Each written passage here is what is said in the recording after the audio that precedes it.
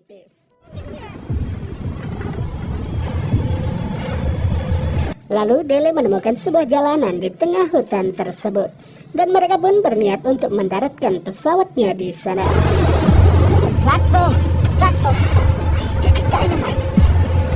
Bahan bakar pun dibuang sebagian untuk menghindari ledakan. Roda pendaratan pesawat secara manual telah diturunkan oleh Dele. Pesawat pun mulai menyentuh daratan dengan sayap yang menghantam pohon-pohon kecil. Setelah bersusah payah dan melakukan pengereman maksimal, akhirnya mereka pun berhasil melakukan pendaratan tersebut dengan selamat.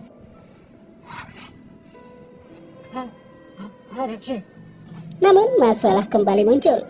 Sebuah percikan kecil di dalam pesawat dikhawatirkan akan memicu ledakan. Torrance kemudian menyuruh para penumpang untuk segera keluar melalui pintu darurat. Pintu darurat pun dibuka dan satu persatu penumpang dan awak kabin pun mulai turun.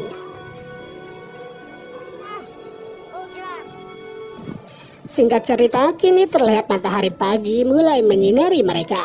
Di sini, para pilot dan awak kabin sedang membicarakan Louis si buronan.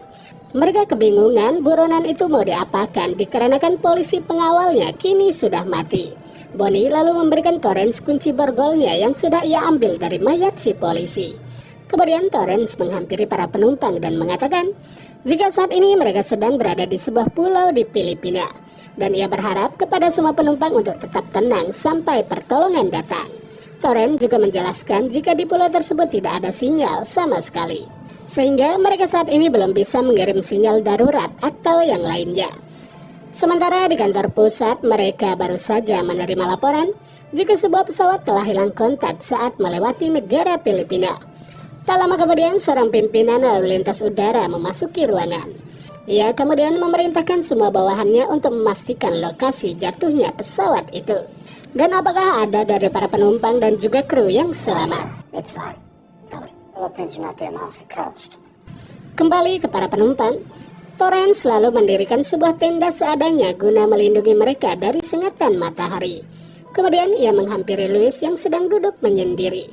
Ia lalu mengatakan jika ia tidak tahu harus bersikap bagaimana kepadanya. Louis selalu menyarankan agar Torrance mau membuka borgolnya. Namun tentu saja Torrance tidak akan mau menuruti permintaannya.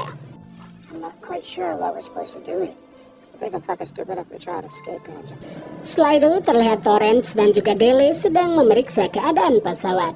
Mereka berharap bisa memperbaiki masalah kelistrikan tersebut. Lalu Bonnie datang dan mengatakan jika ada 2 mayat di dalam pesawat yang belum diurus. Torrance pun mengatakan jika ia akan membereskan mayat-mayat tersebut. Kemudian ia pun masuk ke dalam pesawat. Di sana ia memasukkan mayat polisi dan salah satu pramugari ke dalam kantong jenazah. Tak sengaja di dalam tas bawaan si polisi ia menemukan sebuah pisau miliknya Louis si buronan. Ia juga sempat mengambil sebuah senjata dari saku celana si polisi yang kini sudah tewas. Di luar, seorang penumpang terlihat sedang membuat vlog tentang bagaimana keadaan mereka. Ia juga sempat mengambil gambarnya Louis sebagai bahan kontennya. Namun Louis yang melihat hal itu pun tiba-tiba langsung menghajarnya.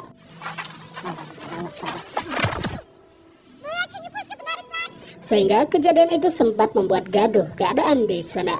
Di sini Torrance baru menyadari jika Louis bukanlah orang sembarangan. Lalu Torrance membuka koper pribadinya dan berniat untuk mengganti bajunya. Tak lupa ia juga mengambil foto keluarganya. Kemudian Torrance memberitahukan kepada semuanya jika semalam ia sempat melihat pemukiman sebelum mendarat di tempat itu. Sehingga ia akan berusaha untuk pergi ke tempat tersebut untuk mencari bantuan. Kemudian beberapa penumpang menawarkan diri mereka untuk ikut bersamanya. Namun Torrance mengatakan jika mungkin saja ini agak berbahaya bagi yang lainnya. Sehingga ia mengajak Louis si buronan untuk ikut bersamanya.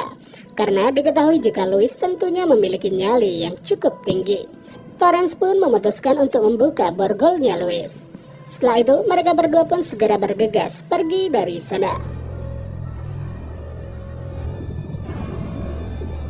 Di tempat lain terlihat seorang warga berlari dan berniat ingin menemui kepala pemberontak di sana. Ia lalu menceritakan jika tadi pagi ada sebuah pesawat yang terlihat terbang rendah di atas rumahnya. Dan mungkin saja pesawat itu melakukan pendaratan darurat di dekat desa mereka. Si ketua pemberontak yang bernama Junmar itu pun berterima kasih dan memberikan uang kepada warga tersebut karena telah memberinya informasi. Ia pun menyuruh anak buahnya untuk menemukan lokasi pesawat tersebut. Sin beralih ke Daniela yang saat ini baru saja melihat berita hilangnya pesawat ayahnya.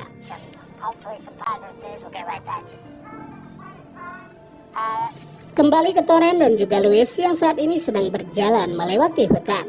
Dari pembicaraan mereka didapatkan informasi jika Louis merupakan seorang mantan tentara. Namun saat itu ia kehilangan jati dirinya sehingga ia terpaksa membunuh seseorang. Ia pun divonis dengan tuduhan pembunuhan sadis dan akan dimasukkan ke dalam penjara. Ia kemudian menanyakan keberadaan pisaunya dan juga senjata si polisi. Namun Toren mengatakan jika ia mengamankannya agar tidak terjadi hal-hal yang tidak diinginkan. Tak lama kemudian, tiba-tiba saja Louis menghilang melarikan diri entah kemana. Namun Torrance pun tampak tidak peduli dan kembali melanjutkan perjalanan. Kini Torrance pun sudah tiba di sebuah bangunan kosong yang tidak berpenghuni. Rupanya bangunan tersebut dijadikan sebagai tempat persembunyian oleh para pemberontak. Tak sengaja di sana ia menemukan sebuah telepon yang sekiranya bisa ia gunakan. Setelah sedikit mengobrak-abrik telepon tersebut, akhirnya ia pun berhasil menghubungi kantor pusat penerbangan. Ia pun segera memberitahu seorang pegawai kantor tentang keadaan mereka saat ini. Namun pegawai tersebut malah menganggap Torrance sedang mengerjainya. Dikarenakan hari ini sudah banyak telepon nyasar yang masuk ke kantor hanya untuk menanyakan tentang pesawat yang hilang tersebut. No, believe me on this. Hello? Ia kemudian menelpon Daniela putrinya untuk memberitahunya jika ia masih selamat. Ia pun meminta Daniela untuk mencoba menghubungi kantor pusat penerbangan untuk memberitahu jika mereka saat ini masih selamat dan berada di sebuah pulau di Filipina. Tak lama kemudian, ia pun tiba-tiba diserang oleh seorang pemberontak dan perkelahian pun terjadi.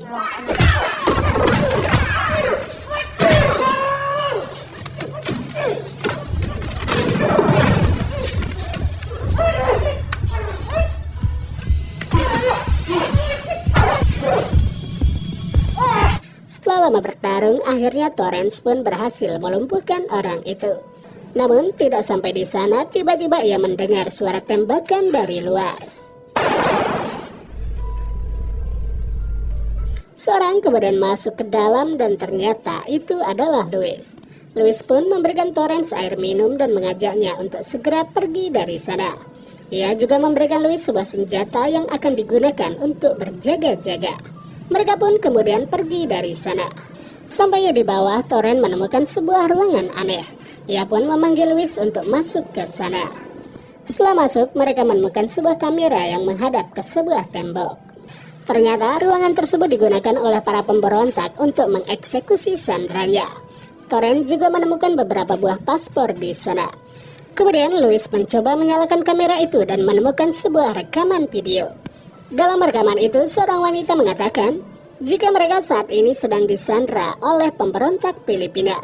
Dan jika pemerintah negara asalnya tidak memberikan uang tebusan, maka mereka semua akan dibunuh. Menyadari akan hal itu, Torrance pun berniat untuk kembali kepada para penulis.